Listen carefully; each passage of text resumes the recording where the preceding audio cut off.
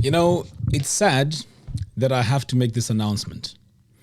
If there's something that I can't do in anything that I do is to be pressured or to be forced to take a certain stance in my decision process. That I can't do. Unfortunately, in this diaspora project that we tried to embark, I remember this call started on I think it was a Saturday. And Captain Malachi actually suggested that we should do this diaspora community thing, Captain Malachi, on that live show. And I was very hesitant because I wasn't really sure that I wanted to do it, because I knew that dealing with people is not a very good thing because you don't know who you're dealing with. I actually backed out, and I'm sure in my videos you've heard me say I was in, I was out, I was in, I was out. The main reason why I was hesitant to do this or to lead this was because I don't know who I'm dealing with. And the last thing that I want is for something to go wrong and then my name goes down with whatever event that happens. So that said, as you can imagine, I was convinced by a few people to do it. And I really, really wanted to do it now because they convinced me that this is something big, this is something great. But as time went on, I have been advised by financial people behind the scenes.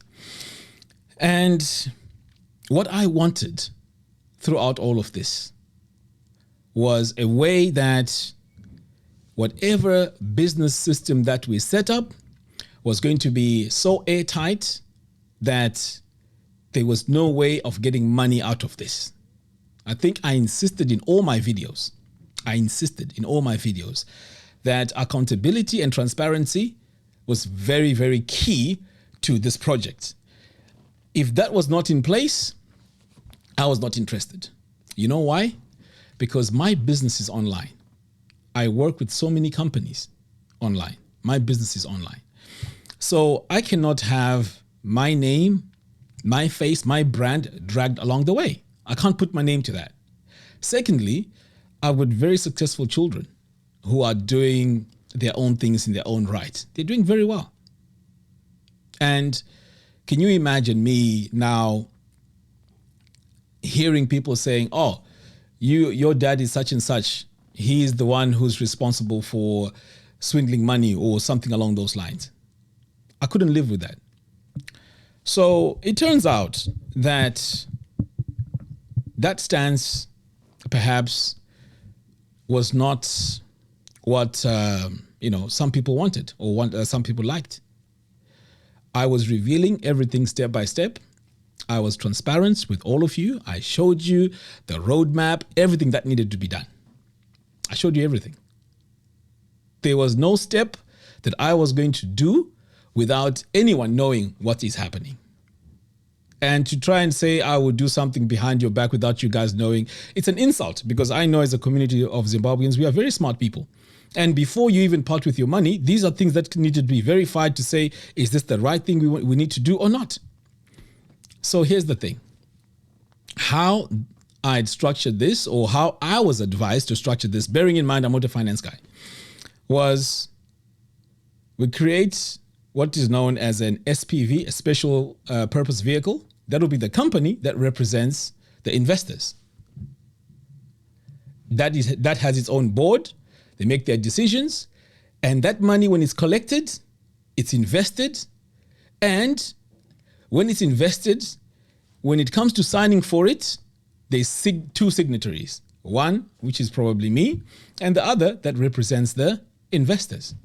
That's the structure that I thought was perfect for this. That way, I don't handle any money. And if money needs to be transferred or withdrawn, there's two signatories. So no one can then come and say, oh, Augustine, you took away money, because there isn't one signatory.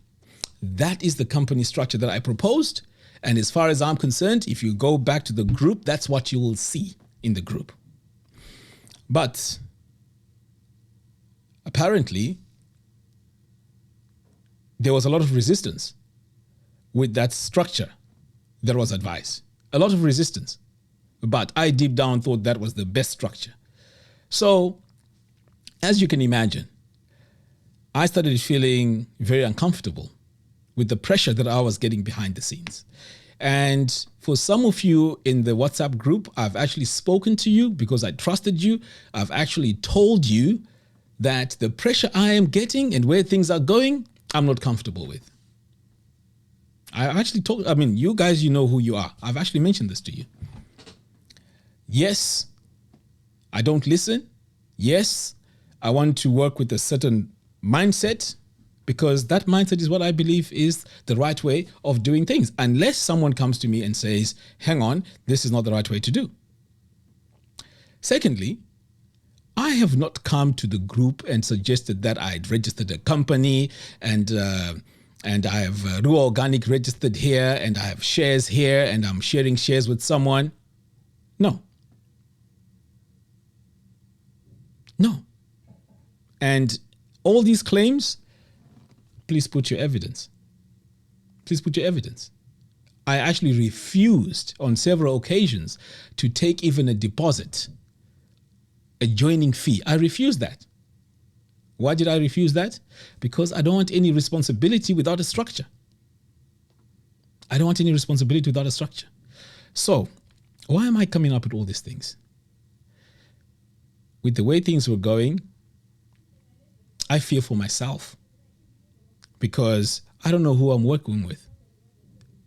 My calls are recorded. People are doing background checks on me without even my knowledge and coming up with things that I have no idea with what they're about.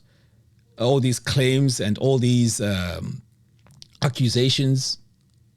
If there's any one of you out there that I've asked for a penny, please come forward. Have I ever asked any money from any one of you guys? Absolutely not.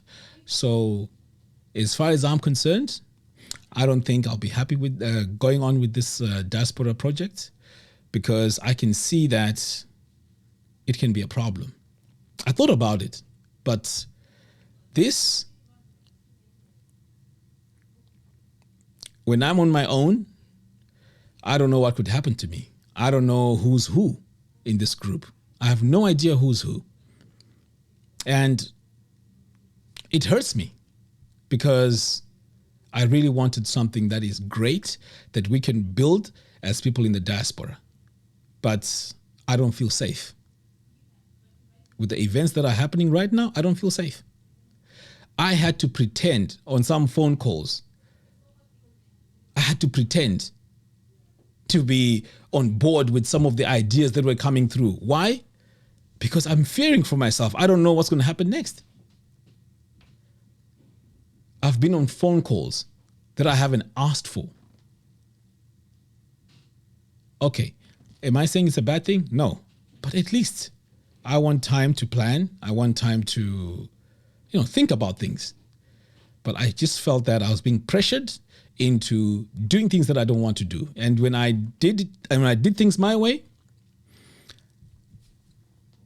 you saw what happened. Now, I'm not making any excuses. You can think whatever you want.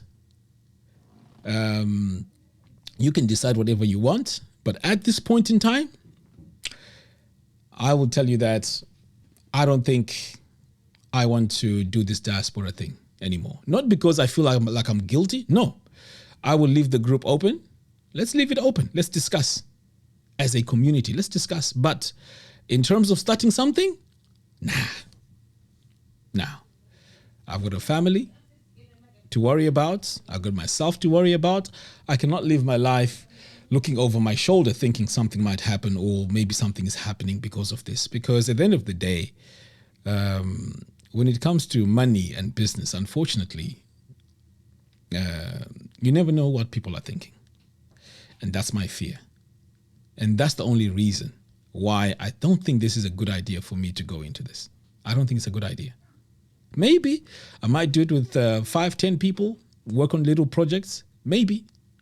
But with a group of 600 people and maybe grow it further, beyond that, it's too much. It's too much on my shoulders. And please don't get me wrong. I'm not saying I'm backing out of this because I'm scared. I'm scared of responsibility. No, I fear for myself because I'm working with people I have no idea who they are. At one point, I was forced to come up with a steering committee or to come up with a group of board members. How do you expect me to choose board members who I don't even know? Think about it. You want me to just point fingers like that? And then when I decline and I say, look, let's share the responsibility, it's a problem? Well, let me tell you something. It's a shame that Zimbabweans, we can't unite. This was one of those situations where I thought, as Zimbabweans, we can really unite, especially people in the diaspora. But then again, please don't get me wrong. I'm not blaming all of you. Some of you are kind-hearted. I've spoken to you on a one-to-one basis. We've spoken, and I can see your passion and your love for this project. So I'm not speaking to you. I'm speaking to those that don't want progress. Those are the people I'm speaking to. I cannot work under pressure, or at least feel like I'm being strong-armed to do something that I don't want to do. No. So if this is going to be the case, then I don't want to be a part of it. So I'm going to say, when it comes to this, no. And even my instincts are saying no. Like I said, I'll keep this group open. And if I've taken any money from anyone, please let me know. Whoever I asked money from anyone, please let me know. If I announced any companies that I've registered and anything that I've registered and I've come to you and said, this is the company, it's registered, blah, blah, blah, let me know. Let me know all those things. I did not announce anything yet. As far as I'm concerned, we were on the steering committee stage and we were taking steps at a time. I'm just glad that I didn't spend too much money on this. And I just feel sorry for the guys who are working behind the scenes to help me out. But apparently we can't work like this. And it's a shame. This was our opportunity to really come together as people in the diaspora. But anyway, I'll continue doing what I do. But I'm sorry, I can't be a part of this. Again, not because I'm guilty of anything. No, I'm not guilty of anything. But I feel like it's just too much. It's just too much. Anyway, I'm sorry.